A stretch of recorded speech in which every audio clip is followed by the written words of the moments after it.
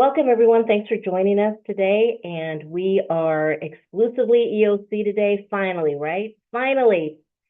Um, we learned a lot of stuff through the talent search competition, a lot of stuff that I'm going to only, as for my EOC clients out there, I think it's going to make it a better, stronger proposal.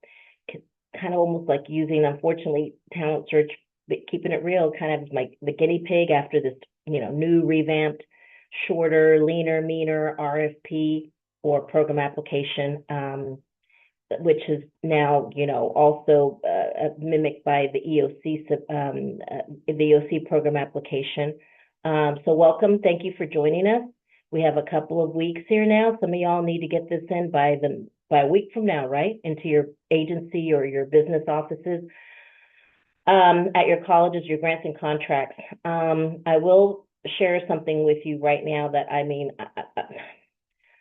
typically do not handle the submission. It's been since last century, literally, the 1990s, since I did a submission. But because we have so many clients, I can't help but overhear, or they tell me their experiences, or after the fact, they tell me, oh, I had to do this, this, and this. So I picked up on some things. Lourdes, I don't think she's with us today, but she is she's someone who actively is still submitting or helping people, working with her grants and contracts office to submit. So she's still in the know. So I get a lot of my information from her. I have not experienced the uploading of documents into grants.gov directly, but I will tell you this, and this is my one tip that I urge and beg you all to do today. Anyone out there who is planning on submitting, go ahead and upload all your documents into grants.gov if you're able to. Some of y'all do not control or don't probably have the access to directly upload unless you're given that permission to upload. Okay, meaning that someone has created a workspace. Okay, someone at your agency or institution who is allowed to create the workspace hopefully has shared that with you.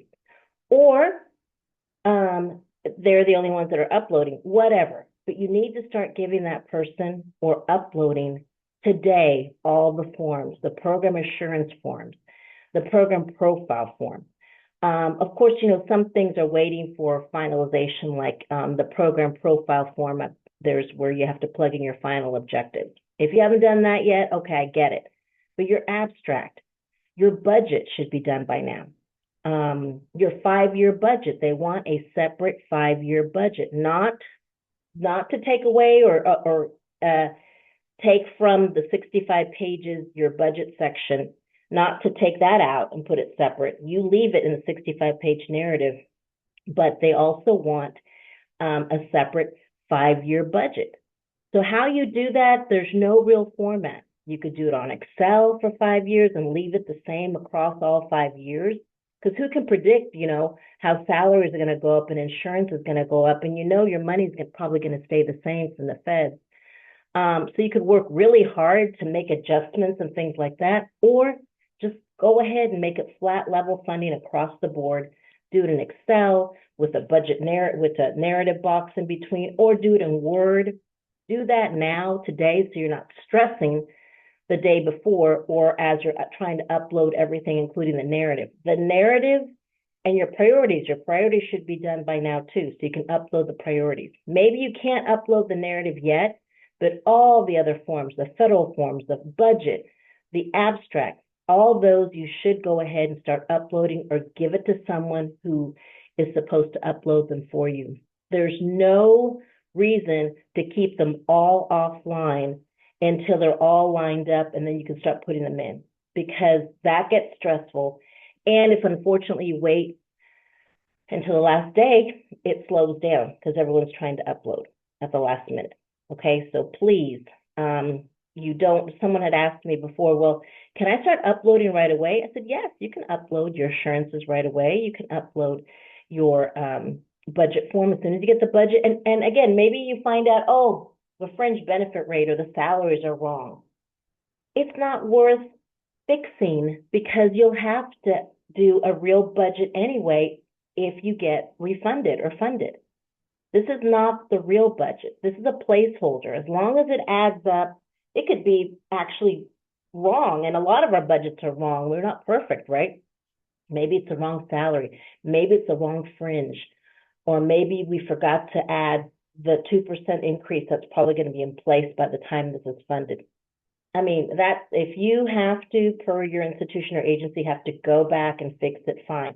But in reality, it's as long as it equals the total amount, the bottom line that you're asking for, when you and you get all the budget forms to match to that amount, when you get refunded, you will have to submit an annual 1-year budget, which is your real budget. And that's where you spend a lot of time making sure the salaries are perfect, the fringe is perfect. And that's the one you go back and forth with your program officer once you're funded. Okay, so just keep in mind that some things I would recommend you spend more time right now getting all the forms uploaded than worrying about if all the forms are absolutely correct, if that makes any sense. Okay.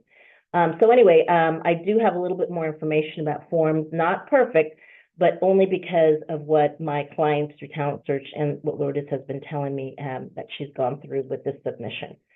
So does anyone have any questions? Let's see here. I think we have one. When will the UB grants be posted? I have no idea. This is not about Upward Bound. This is about EOC right now. I have no idea. I'm off, and I'm not being, flippant about that. It's just that I am off schedule already because right now we should have been deep into our grant writing workshops for Upward Bound and looking at possibly a fall due date. But I don't want to stick to that because, we've been so delayed. So I do know, Dawn, I think, do we have dates yet? We talked about setting up dates for our Upward Bound grant writing workshops. I don't know if you want to put those in the chat, but I thought we kind of talked about it, but we might not have published anything about them. Yeah, we talked about the last week of July 27th through 30th, but we don't have it available to register just yet. We're still working on the details. Thank you. Thank you for that information. I'm glad you asked, but really right now I'm not sure. So based on that, everything being pushed back, we felt comfortable about talking about it in July, even if we had to turn it in October or early November. So don't we use the budget form or grants.gov for the 5-year estimate? Well, yes, you do use that form. And in fact, if you go ahead and go into the Lunch and Learn Google Drive, there's a folder out there, and I just uploaded a minute before we started. I believe it says something like ED budget forms and info. And in there is a sample of, I believe it's the 424 A and B form that you have to fill out. That does ask you information about the first year budget. It also asks you to split the first year budget into quarters, which is interesting. And then it also asks for you to give a summary of the 5 years. Okay, yes. Separate to that, that's not a budget narrative. That's a budget form. They want a budget narrative separate that you have to upload. So look at the checklist in the RFP. We can take a look at that a little bit. But in addition to this budget form where you plug in the numbers, they want a 5-year budget. Okay? And it doesn't have to be perfect. It cannot be perfect. You cannot predict things. You cannot. We're pretty sure. I'm pretty sure that we will be on level funding, but you can't be. I can't say for sure. I mean, I'm almost sure it'll be level funding. So I don't think you should spend a lot of time trying to make that 5-year budget, like what's going to happen in year 2, 3, and 4, and 5. For reals with real budget increases and estimate stuff. I don't think it's worth the time. I think you should spend your time on your narrative where you get points, because you don't get any points for this budget narrative. They're just checking off that you have turned in a 5-year budget narrative. So there's really no format or form. Some people have taken the what's in the budget section of their proposal and just copied it five times and said year 1, year 2, year 3, year 4, year 5. Or some people, like I mentioned, have taken their Excel budget, and put, rows for years 1, 2, 3, 4, and 5, and then put a box across that has the narrative, and then turned it into a PDF form and uploaded that. You just have to upload that. So that's in addition to the budget form.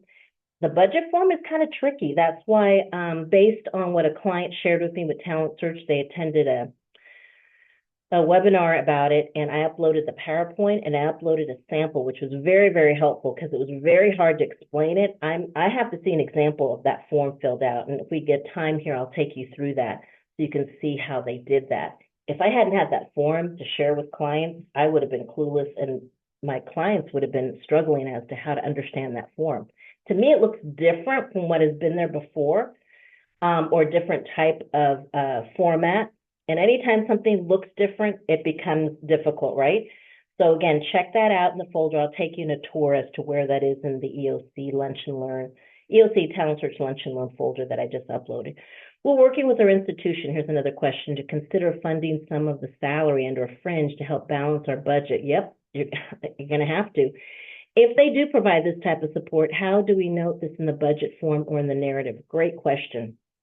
So first of all, you want to make sure that if I had to pick, I think it's better to show that they are supporting other parts of the program besides your personnel and fringe, if you can help it. Meaning that if I had to pick, I'd rather use the federal funding to pay for most of my personnel and salary. Because just in case, and I know it maybe doesn't sound as solid as it used to in the past, stuff can happen. Well, stuff can happen anyway. But what if the institution, something happens and all of a sudden they're struggling, and here we are in year 2 or 3, and now they tell you, look, we can't pay for half of the director's salary or the advisors anymore. We can't do that. Stuff happens. What do you do? Well, typically in the past, the 5-year funding from the department has been pretty solid, that once you get funded, unless you totally do something cray-cray with the money or don't spend it or don't, utilize it well, you're almost assured of that. So I learned in the past the hard way to try to make sure that on my budget, so to go back to your question, first of all, I bring it up in the applicant and community support section. I state that where it's appropriate there, that the institution is going to cover, and again, I would prefer that they cover programming pieces, like the supplies, the field trips, office supplies, the computers, those resources where if, God forbid, if something were to happen and the institution couldn't provide the money to pay for that, you'd still be okay. Why? Because you have the federal funding to cover your salaries and your fringe. Always take care of yourself first, right? Because if you don't take care of yourself, you won't be able to take care of your staff and your participants. So I would prefer to say that, the institution or the agency will be covering our supplies, our materials, our computers, any travel, and that the federal funding will be utilized to pay for the staff and the fringe. And I would bring it up there. Then when I get to the budget, I would remind the readers, and we're having to do this a lot more in EOC than any other program, where in our format, we have a budget that we initially did in Excel, and we have a column where it says what the federal funding will be, and we add a column to the right-hand side, and this is what the reader will see, and we would put in the dollar amount of what the institution would be providing. In our case, I would recommend in supplies and computers, in any student travel or anything beyond or below the personnel and fringe benefit categories. So it would show that the federal funding was used for personnel and fringe, and that everything else the institution was providing. And so I would have 2 columns there, and then in our budget narrative, when we talk about personnel and fringe and we get to staff travel, student travel, supplies, we would put in that please note the institution or agency will be providing, and whatever amount of money we listed there in a separate column, $10,000, $5,000 of this, $2,000 of this. And so it would add up. So at the very bottom, we'd have the federal money, and then how much is the total cash match, financial, basically not a matching, but financial contribution that the institution would be providing for that 1 year. And at the very bottom, I mentioned that it's for 5 years. And again, I would have already said this for the first time in the applicant and community support section. So this will be the second time the reader sees it. It's a great question because you could tell the reader earlier that the institution is going to cover those things. And then you get to the budget and they're like, well, what, I only see money for staff. It says 0, 0, 0. Well, you almost have to force the issue again and remind them that, oh, here's another column that shows all the resources, all the cash that that the institution will be providing to the project, and here's the grand total. Okay, or if you feel better, or if your institution insists, no, we'll pay for, something, in a perfect world, if you don't have the control over where they want to spend the money on, and they say, we want to pay for one of your advisors or half of the director's salary, then you would show that in the appropriate, category, not only in the applicant and community support section, where you mention that first, but then on the budget where you show the percentage of salary that comes from the institution versus from the feds, and you prorate, and you have to do fringe that way. And that's another reason why I prefer to keep the feds paying for all of the personnel and fringe, and the institution or agency to cover everything else if at all possible. Okay. Right. So hopefully that helped. I told you what I prefer, but you have to go with what they want to do. But this is why. Does the funding from the institution have to be listed as non-federal funding on the budget form? Yes. I mean, if you're going to have to dive into, and this also makes the institution commit to making sure they do that. If they don't commit to that, you can't have it both ways. You can't show that, look, we don't have enough money from the feds to cover everything. So we're going to have the institution or agency provide the funding to pay for things.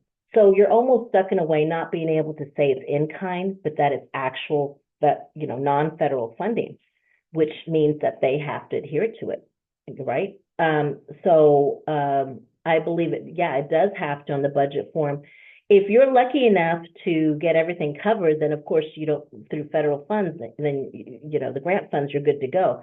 But a lot of us are having to have the institutions or agencies put in the difference, okay? Unless you're willing to serve more people to get a little bit more money, but it doesn't always work out that way. But yes, you would have to list it as non-federal funding. And sometimes institutions get nervous about that because they could be audited on it.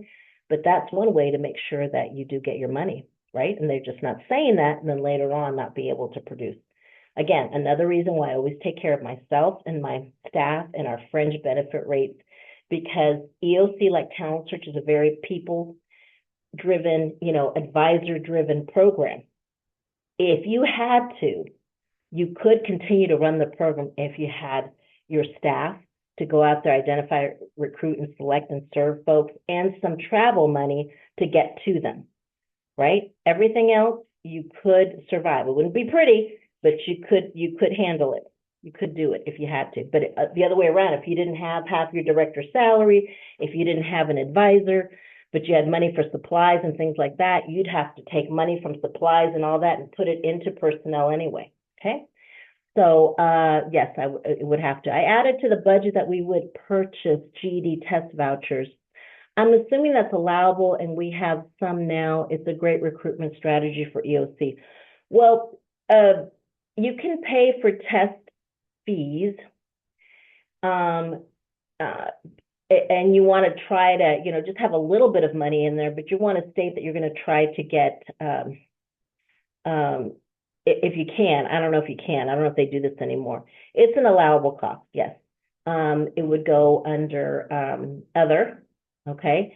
And actually, technically, it would be a participant support cost because it's something that participants, aren't restricted just to use. But for now, put it under other. And again, you can't, it depends also how much the cost is. Is it reasonable? And you always want to mention that you'll try to get a reduction, or you try to get a waiver wherever you can, even if it's not possible. Okay. A reader might say, well, they could at least mention that they're going to try to get a waiver or get a reduced cost. Okay, let's see here. Any other questions, comments, anything in the chat, Donna, that we should take a look at? There was a question. I stepped away for a second, so I might have missed it. You may have already answered this, but it says, can EOC serve high school students if there are no talent search programs in my area? Yes, they can. But I probably wouldn't state that as my number one recruitment tool. And I don't know if you're an existing program or if you're thinking to put it in the proposal that way, or if this is just across the board, not even talking about anything about getting refunded an EOC regulation. So just standard answer, yes, you are allowed to do that. You just want to make sure that you never dilute or you never, the thing about EOC is it is an adult program. But if there are students in the target area that are eligible, that are below 19 years of age, that are eligible and seek such services, you want to make sure that you carefully monitor so that you don't end up being like a talent search, meaning that the regulations state that you don't want to dilute the target population of what EOC is set up to do, which is to work with adults. So you never want to end up with 70% of your student clients being under the age of 19 and only 30% being adults, right? You always want to keep it where you end up having the majority of your participants over a certain age. And realistically, there's not too much you can, you want to make sure you stay focused and keep it at the senior level, perhaps juniors and seniors, but don't start using that as a way to shift time and effort to working with youth only. It's very tempting, and it's very meaning that you start getting your numbers.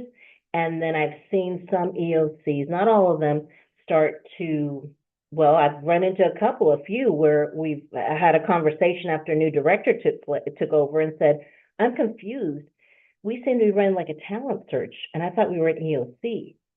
And that's because that happened. They started working in an area they were working in an area where there was not a talent search. So they needed their numbers, and years went by, and all of a sudden you have an EOC that's being run like a talent search, and you can't have that happen. All right, but you can, and it's helpful to get your numbers. Just like an EOC, you can work with college students that have already enrolled in college. What do we do with them? Financial literacy, or we help them with doing their FAFSA. They count toward the numbers, but they don't count toward the objectives. And so keep in mind the same thing could happen if you're working with 11th graders or younger students in EOC, which I don't recommend. They do count toward the numbers, they don't count toward the objectives. But just be careful because it has happened in the past. But yes, you can, short answer. Now, would I state that or brag about that or talk about that being an identification, recruitment, or selection strategy in the proposal? Probably not. I would stick to the purpose and not confuse the reader and let them know we're recruiting and looking for adults. But in reality, yes, you can. Just keep an eye on it. I'm struggling with the objectives and identifying baseline data. That's the truth. EOC is the hardest grant to identify your target area baseline data. It's my first time writing, and I thought I would have more support. My VP seems to not have much info on that. Your VP wouldn't have that information, whether they're being the most supportive VP or the least supportive. This baseline information is not about the college at all or the agency. It's off campus.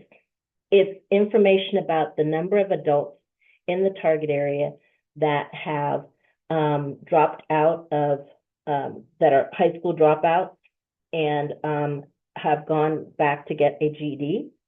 It's the baseline about in the target area, the adults that have completed a FAFSA. It's about the baseline of the target area adults that have completed a college admissions application. And it's about the baseline of the adults in the target area that have enrolled in college. Your VP at the best could possibly provide you or have someone on campus give you that information regarding any adults in the target area that came to your university. But it's an off-campus thing. It's a lot of census and workforce development driven. It's data off campus that your VP has no control over. So it's very, very difficult. You'll have to talk to GED centers. You'll have to talk to workforce centers. You'll have to talk to people that are working in the communities that can give you a best estimate of that. And then you have to find national baseline data to compare it to, comparison data. All that is off campus.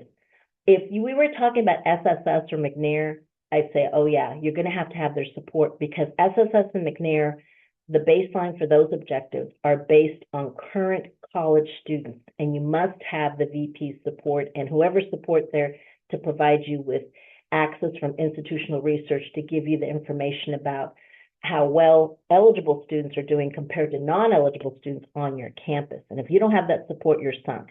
But all this we're talking about for both Talent Search and EOC is totally off campus. So they couldn't help you even if they wanted to. The technical assistance webinars mentioned that they were going to post the EOC slide deck and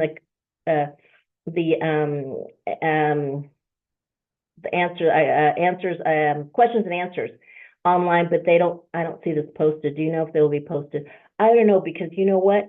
The Talent Search ones didn't get posted until like a week before the grant was due. And I was like, finally, they turned these in. Donna, we have those posted, I believe. We posted it on the, I asked either you or Leah while we were in Austin to post it to the group. And I'm wondering if there's any way we can put them on the EOC group, but label them as for Talent Search, because some of those questions may help EOC as well. Yeah, I did post it in the Talent Search competition group, but I can also post it in the EOC one. Okay, the EOC one. And also, if you don't mind, could you upload it into the chat here or into the main thing, whatever. We'll just, because it was released to everybody. Okay, sure. Now, keep in mind that's for Talent Search, not for EOC. I don't know. I received it from a client who got it, and we were in Austin the Wednesday before it was due. So 10 days. So 10 days before it was due. So any day now, it may come out there. But in the meantime, you might want to check out the Talent Search one. And we'll put those in the chat and also in the Google Drive for this, for our Lunch and Learn, okay? I was able to find FAFSA data, but I can't find state enrollment data. State enrollment data. Are you talking about comparison as to how many adults go to college in the state? You might want to look at the national rate then, okay? If you can't find state, you may have to start Googling and looking for what's the best comparison for national rate, okay?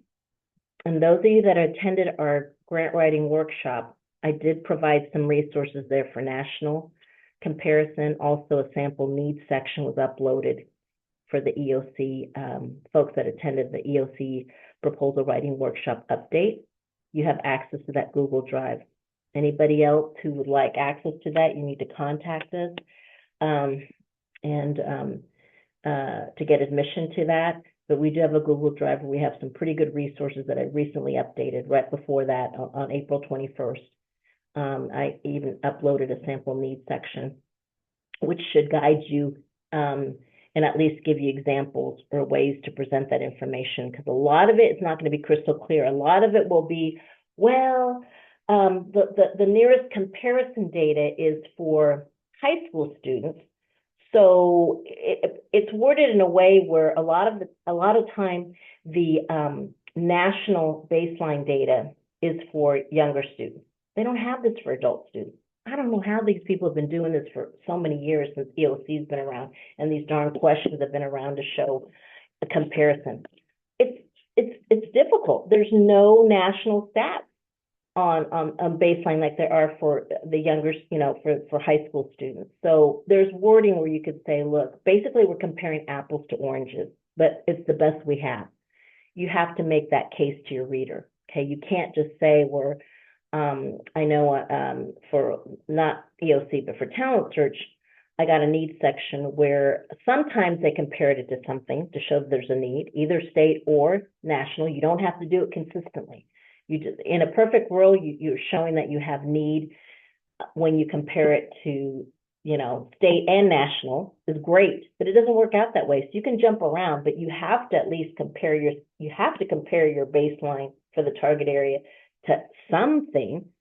And in this one need section I wrote, Talent Search has 5 objectives, and for 3 of them, they had the baseline, and for the other 2, they just put, this is the current rate for the target schools, and there was no comparison. And I had to say, hey, yeah, I know 40% sounds low, but I would have to give you 0 points for that answer. And then in the objective section, I'd have to give you 0 points for that objective too, because you never gave me a comparison. You can't assume that I think that 40% is low unless you say as compared. And I said, let me guess, you weren't able to find a comparison area, or you weren't able to find any comparison area like state, district, or national where you all showed that you had a need. And she goes, yeah. So, well, you can't try to think a reader is going to miss that, because they will learn or not catch that. It's going to be caught. At least you can get partial points if you try to explain yourself and say, well, although the school is doing higher than this and this, it's what I call a Hail Mary. If you can compare it to a private school, or you compare it to some other entity to try to make a case for it, you got nothing to lose, because if you just leave it alone or not even compare yourself to anybody, game over. For the secondary school diploma objective, which is the first one, I'm using GED data attainment for the target area. I'm not using graduation data from the high school because we're not focusing on that, right? And it's probably a lot higher, right? The baseline shows a lot higher. I was advised to use GED attainment enrollment in GED classes versus who actually gets the GED. Again, the objective is about how many students get a GED, right? Because I wish the objective read that, don't you think you should get credit in EOC if you just kept people enrolled in the GED program? I think that should be an objective, because that's pretty hard to get them enrolled into a GED program or back into some educational program. Okay, but the objective for the first one is how many students get a GED. So technically, you need to use the percentage of target school folks who actually get the GED in your target area as your baseline, not the ones that enroll, because that'll be actually higher. If anything, it'll play against you, because more people enroll than actually get the GED. And at this point, you want to go for the lowest target area baseline, so that you can compare yourself to the national or state or the national rate of how many adults get a GED. Remember, the first objective is not about how many enroll. It's about how many get a GED. Okay, so that should be very low, right? So check that out. You may be actually not showing the true need if you go by enrollment versus graduation with a GED. My baseline is 20%. My goal is 30%. Is that for the GED? The number of clients who are dropouts that within 1 year, if they're classified as a dropout, 30% of them will have to earn a GED. Not just get in a program, but they have to earn it. Okay? If that's what you have to, that's the whole complete question. It's not enrollment, it is graduation with a GED. Okay? How many other indicators in the need should we have? I have one area where one of the target areas is under the state's average. I have other areas where all areas are under the state's average. All you need is somebody else to look better than you do, okay? In a perfect world, like you said, in other areas, in other parts of the needs section, all areas are under the state's average. Great. Brag about how bad it is for college enrollment, if that's the case. But if you're only able to show that you're doing worse than one entity in some other objective, so be it. The problem is if you don't show a need compared to anybody, right, it will jump around. I've yet to see any need sections that have consistently across the board and all the indicators or baselines for the objectives have shown that the target area or the residents in the target area have shown need, like you said, in all the areas for each one. It bounces around. But you got, as long as you have one, and sometimes we say, make sure, and you said they're all below, but sometimes I'm looking at need sections and people have told me, I have the target area and the average is showing need. And then I have the state and the national. And I go, well, did you notice that your target area baseline is actually higher than the state, but lower than the national, then don't bring up the state. Just compare yourself, if you can, to the level at the state level. If you're doing worse than the state level, the better than the worse than the, if you're doing worse than the national level, but better than the state level, I'm not going to force mention of the state level. I'll take that off. So I jump around, only when I show that the target area is doing worse than state and national are those listed. If I'm doing better than the state or better than national, then I get rid of the one that makes me look like I'm not struggling as much. Okay, so you just have to make sure at least one. More is better, but at least one that you're doing worse than is good to go. I used U.S. Census ACS 1401, school enrollment for state and county enrollment data. Is that okay? School enrollment. You need to be looking for, again, baseline number one is about GED attainment. So you need to be looking for, if that's the correct, and I don't know off the top of my head, I'm not a census expert, but it needs to be GED or high school graduation for adults. Okay, for adults at state, county, national, even the national level, right? Then for college, it'd be for adults that are going to college for the first time. Okay, so check that out, confirm. I don't want to say for sure because I'm not familiar with 1401. If Raquel or Lourdes were here, they'd know it right away. They're my census experts. Is there a formula to create our objective percentage with baseline data?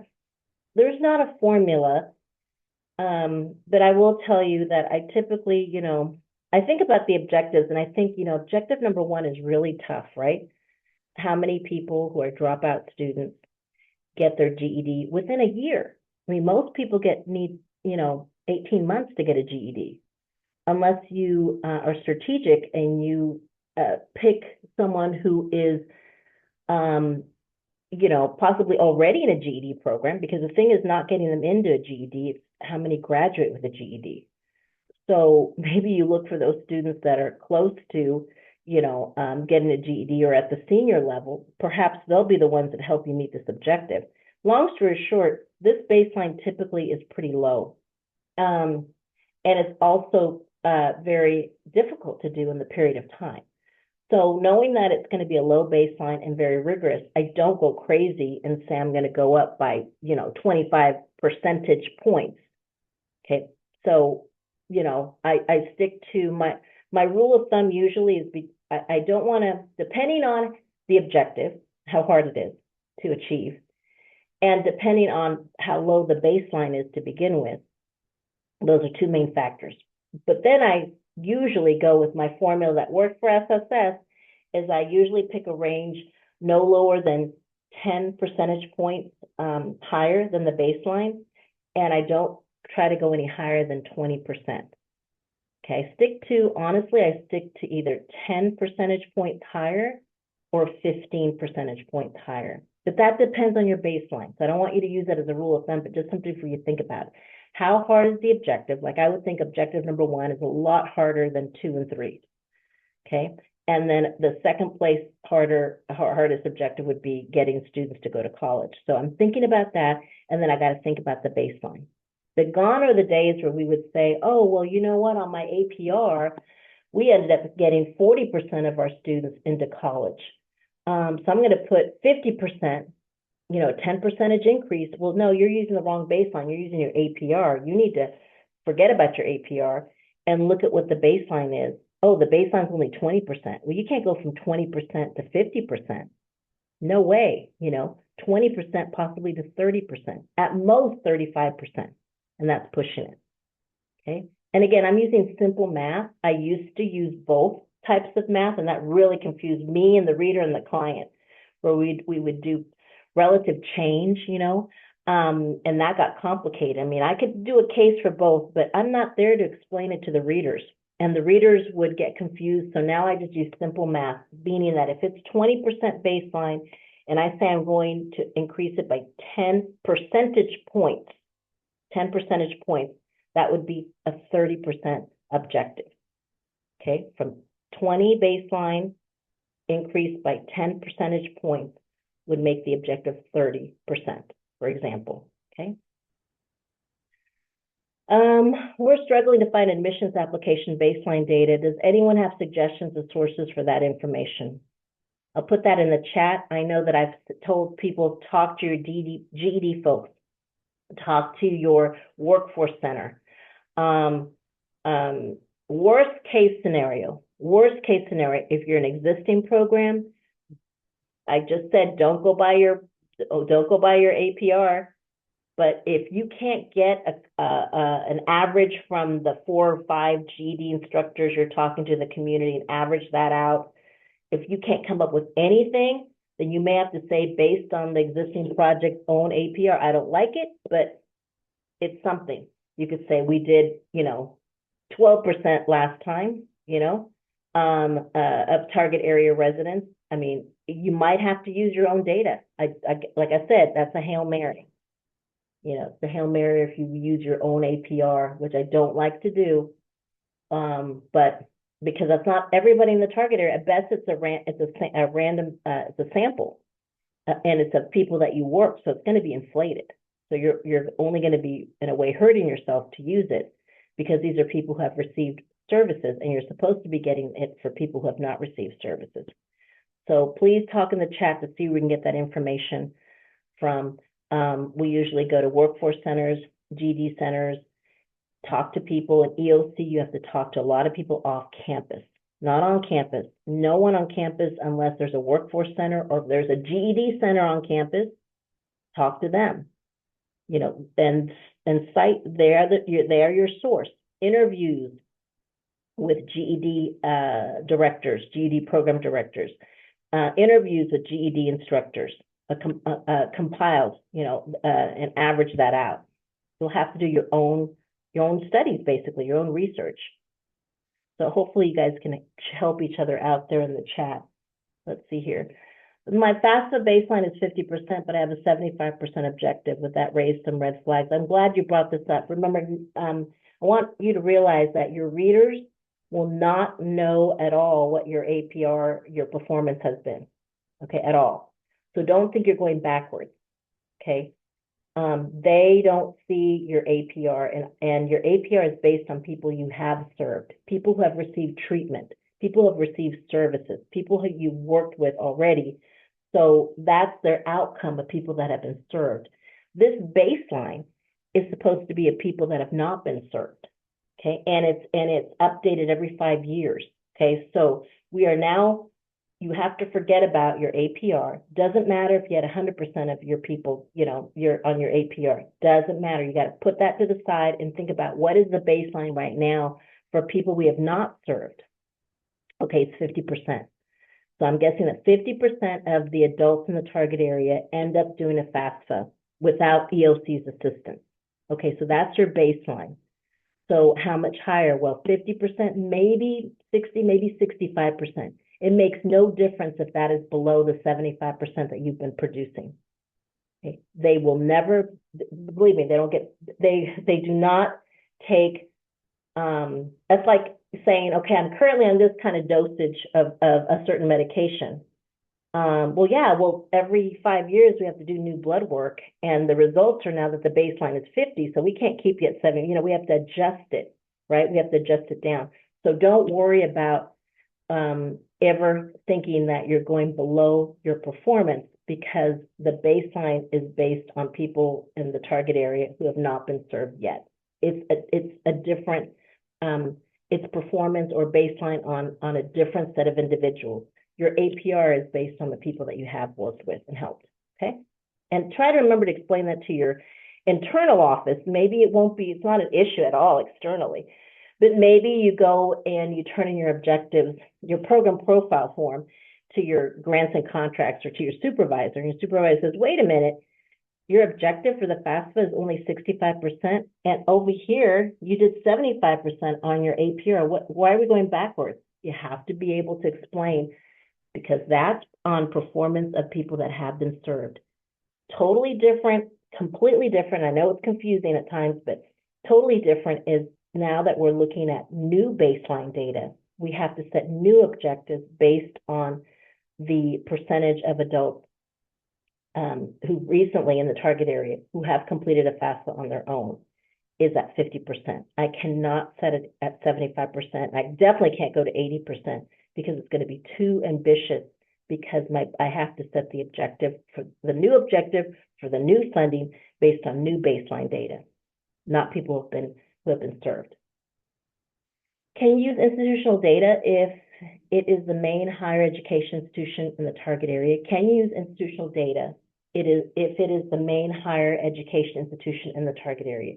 Yes, you can, and I'm guessing it's for the, I don't know if they have information about all the baselines. Maybe you are referring to only the college enrollment, and you could use it.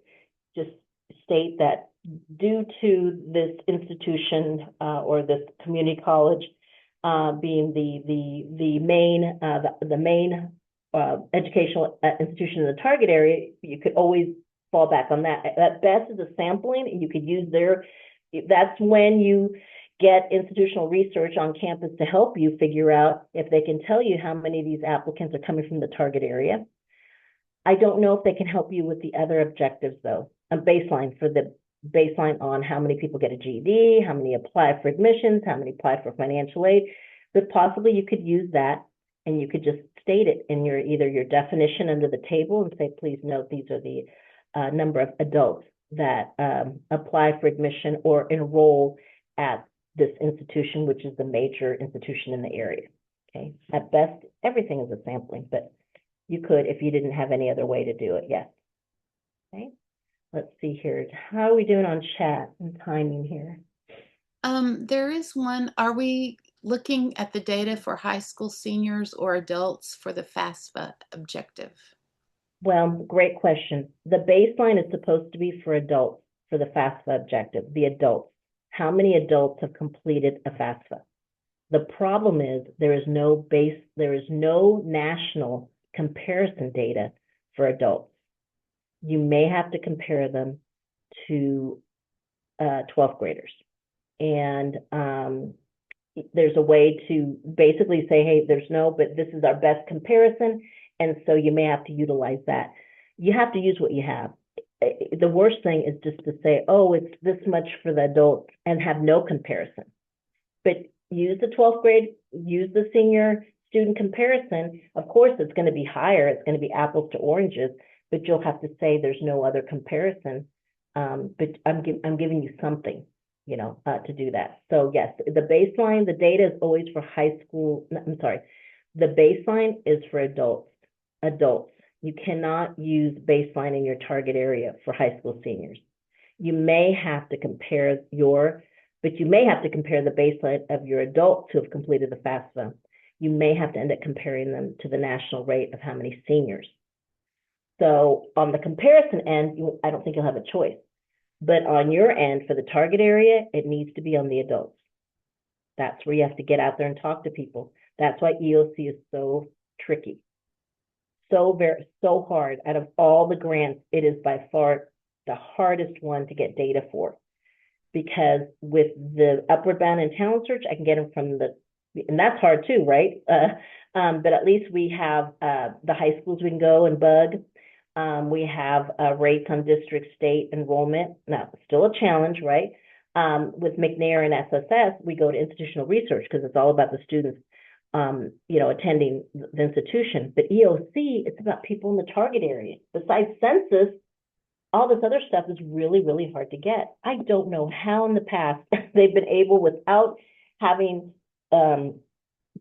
search engines and things like that, how all these years people were able to get baseline data without not talking to individuals working with these with adults in the target area to get their unofficial, but citing them as the sources for the baseline for these 4 objectives for the adults in the target area. It must be the adults in your target area. Otherwise, you're writing a talent search.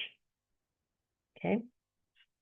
Let me go ahead. Any other chats done? I want to go ahead and share. Hopefully, I have this already open. Let me see here. I believe we're caught up on chat questions. Okay. So I wanted to share something here. Let me know, can you see this crazy looking form? Here. Do you see like a Yes, PDF? budget information. Yes, this one Yes. here. All right, this is what's been uploaded in the Town Search EOC Lunch and Learn in a folder that says budget ED, Department of Ed budget information. And this is something that threw a lot of people off. So this is the budget form, and people were confused as how to fill it out. So here's an example now. It does say Town Search. Of course, you'd have to change the assistance listing number. And of course, whatever your annual budget is, this is the minimum for a talent search, right? You'd put your budget there. So see how it's got just as the first line going across, and that's it. Okay, that's all you would do on that one. Then on the second page, what they want you to do is do the summary. And see how they did the summary for the 1 year. Okay, and there's also a little issue here that I also uploaded in the Google Drive, a little issue about if you're actually doing the budget correct, you're talking about modified total direct cost, and you're doing it correct internally, and then you go here and you're realizing, wait a minute, there's no slot for modified total direct cost. There is some language, and there's a little checklist there on how you can convert it or how you can forward it to your business office so they don't get confused and say, wait a minute, this form doesn't ask for modified total direct costs. What gives, And so there's a document there in the Google Drive as well to help you with that. Then on the third page, they want to, and here's where, non-federal funds would be, but those of you that are going to have to use federal funds, you would put, the information up here. But what I found interesting, maybe it's because I don't upload, but they wanted to see here the total for the first year. And so you'd put the total here again, but then they want you to split it up into quarters. I hadn't seen that before. So notice how they just took the 250 for the first year and just said, well, we need this much the first quarter, the second quarter, the third quarter, and the fourth quarter. Okay. And then they broke it down to, the rest of the, the future funding period. So this would be the second year, third year, fourth year, and fifth year, even though it's confusing, right? First, second, third, because these are future funding periods, and they just put the same amount across the board. The direct, charges, the direct and indirect right here. And this is an example that I think COE put out, and I found it very, very helpful. Okay, because, and again, this is something you should work on. Everyone should have already had their budget done. It should be done. It may not be perfect. It's never going to be perfect, because a minute from now, things are going to go up in cost. And definitely, maybe if things are going to increase, okay, plan for that. But other than that, there's so many things you can't control. This is not your real budget. It's a placeholder. As long as you don't go over the the 300,000 or whatever you're asking for, all these other numbers could be wrong. They could be wrong as long as they add up to the 300,000 or whatever you're asking for a grand total, right? The same thing with the 5-year budget narrative that they want you to upload separately. The whole thing could be wrong, be incorrect. Doesn't matter, as long as the bottom line is okay. You will be forced to, whether you like it or not, to do an annual budget once you get refunded. And that's the real deal. That's the one you want to spend time and effort making sure everything is correct, making sure you change the position titles back or move stuff around that you wanted to move around. But don't let this, if you can, think, oh my God, this is actually perfect, because sometimes you can be so right you're wrong, and it could delay the whole process of getting this uploaded. Okay, so that's in the Google Drive. Lisa, yes, ma'am. just to confirm, someone is asking, this form needs to be uploaded with the app as part of the application. This form that you're showing. Yes. So let me switch over here to again. Let me make sure when you move around and stuff. Let me make sure. Okay, so right here, now I'm switching over here to the RFP, right? Let me know when you can see that. Yes. Give me a thumbs up. Okay, great. All right, so let's look at all the stuff. And again, I usually don't do this, but we're going to read it together. I promise you everything you need is in the RFP. We get a lot of questions, and I feel bad telling people I don't know or read the RFP because we don't do submission. We don't do it, but you know, I've through, because I've been asked it so many times, I've kind of like, and clients have told me I, by accident, I guess, have absorbed that information. But let's just review here for a second here. Let me see. Let me get back down to that. And this is something I want you guys to work on today. All right. Nothing gets turned in until your person hits the submit button, but you can start uploading. Why you want to, you know, why we make ourselves torture ourselves to, you know, okay, we finally got the narrative done. You know, now let's start uploading. Okay, you know, no. These forms here, this application for federal assistance here, this one should be already done or finalizing it. There's no reason why they can't be done, these two forms. Now, checklist number 2, budget information. That's the one I just shared with you. That PDF that has to be completed online. That's what this is here, okay? Then you have your abstract, okay? Abstract doesn't get scored, it just needs to be turned in. Okay, that goes in the grant.gov, okay? Then you have, yes, which is what we're dealing with right now, the 65 pages of the project narrative, which includes all the sections A through G, which includes section F, which is the budget section. So this is 65 pages. This is what gets scored, okay? Separate from that, they want a budget narrative attachment form, which they say is a form, but really it's any format you want to upload for 5 years, okay? Then you have other attachment forms. You have the program profile form. Again, that should be uploaded. Maybe you're waiting on your percentages if you haven't done your need. Okay, so I get it. But the assurance form, definitely. Okay, that's assuring that you're going to serve your right number of students and 2/3 low income first generation, you know, 1/3 other, whatever. That should already be uploaded. Absolute priority should be uploaded. Unless you are, and this we got this question all the time, unless you're a state agency, you're not going to have a competitive preference priority, but you're going to have invitational priority. Those should be done and can be uploaded now. Then you have this, which I believe, double check me on the, for talent search, it was optional. But you could fill it out and put NA for your lobbying firm if you don't lobby. And then your another set of assurances that are separate for non-construction, those should be taken care of, right? And so, you know, this is like the complete package, y'all. Notice how this here is just one of the things. Don't let all these other things get you hyperventilating. And you could do that by taking care of it now. Knock out whatever you can now. Your business office may be waiting for your final budget. Get that budget done now. Bless it and let it go. Be okay with it not being perfect. You're going to get another chance, believe me, whether you like it or not, you'll be forced to redo it once you get refunded. Okay, let me see, do we have any questions left on? I think we've got 2 more minutes. I've got a 1 o'clock meeting, but let's see here. Anybody have any last minute questions? Let's see. No, I can't see. Let me see. There are a couple in the Q&A. Someone was asking a question about that budget form you had shown about line 7, program income.